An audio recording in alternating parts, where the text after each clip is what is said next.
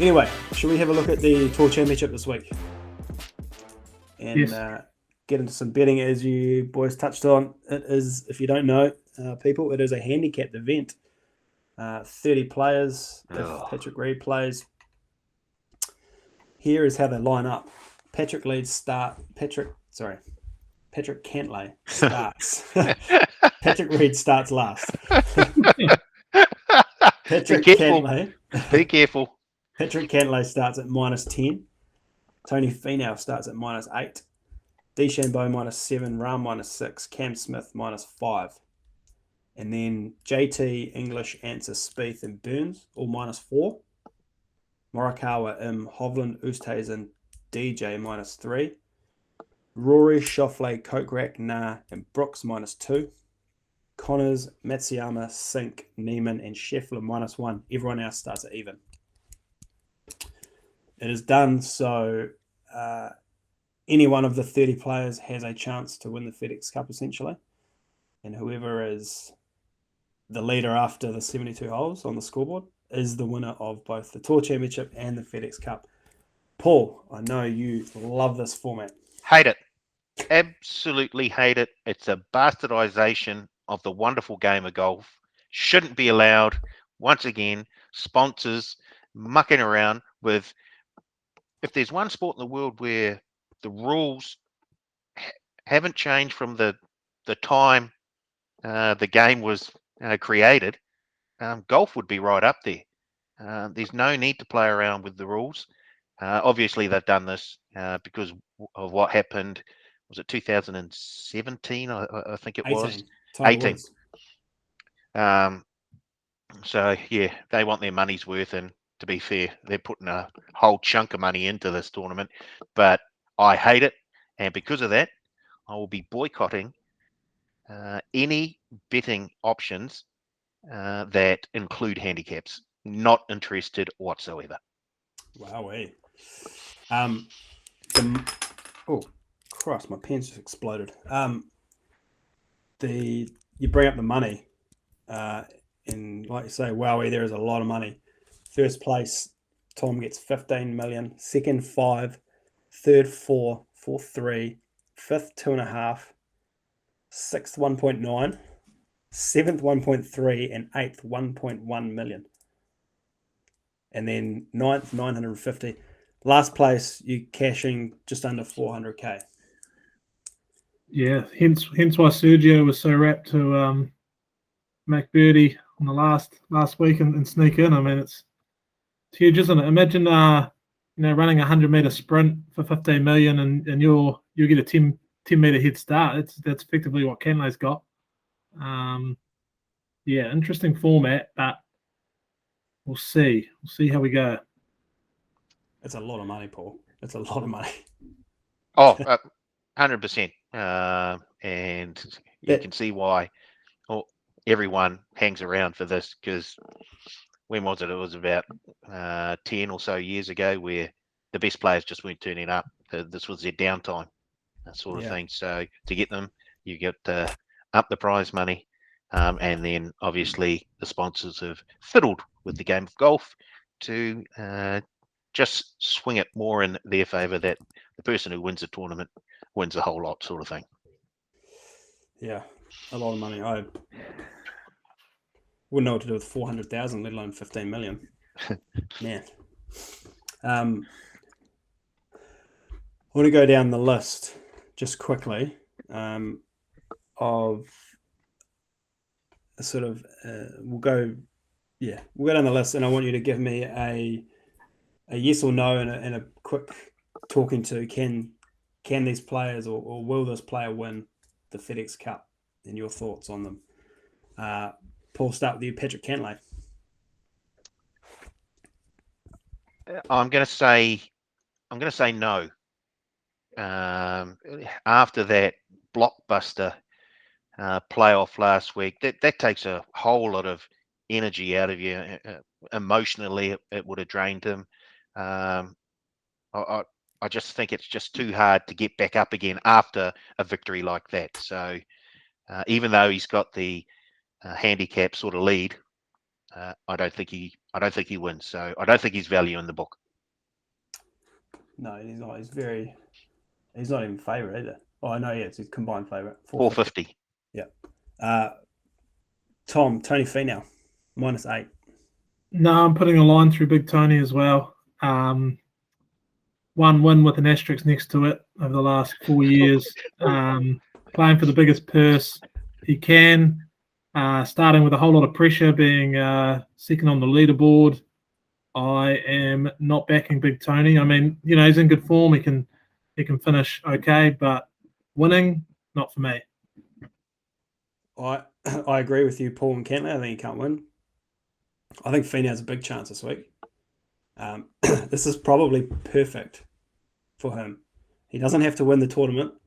He could, someone way down the list could be the top, the best scorer in the lowest score in the weekend or in the week.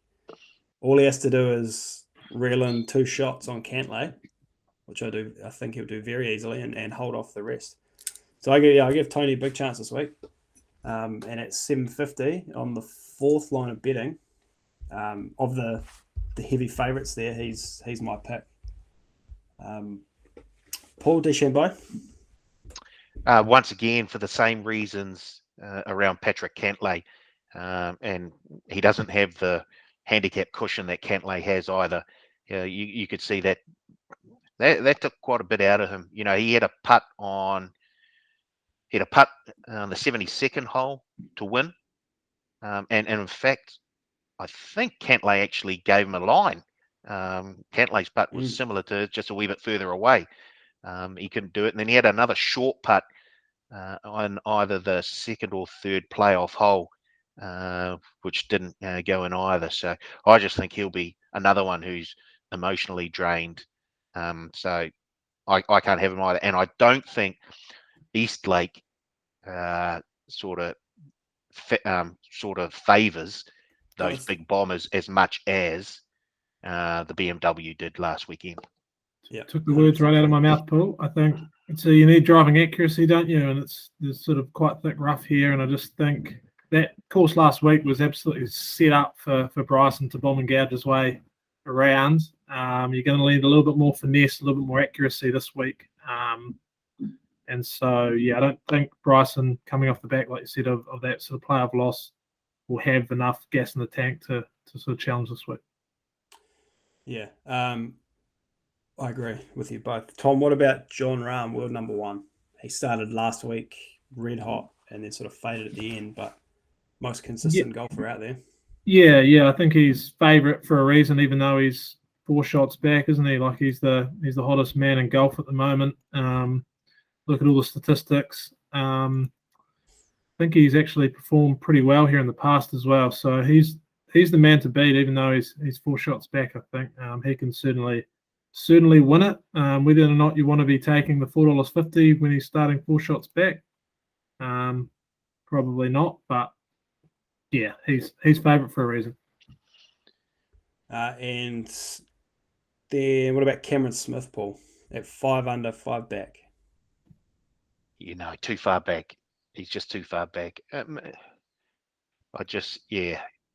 It's just very, very tough when you're that far back, and you're going to have to play at least 3 brilliant rounds of golf, I think, from that far back to figure in the numbers at the end. So, party in the back, business at the front, but not this weekend.